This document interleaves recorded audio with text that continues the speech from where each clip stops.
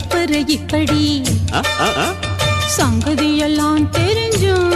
ஏயா சொதப்புற இப்படி சொர்க்க வாசல் கதவு உனக்கு கிட்டத்தானே இருக்கு உள்ள வந்து பாரு கிடைக்கும் தேவைப்பட்ட சரக்கு எப்படி எப்படி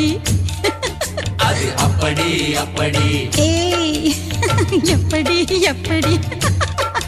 அது அப்படி அப்படி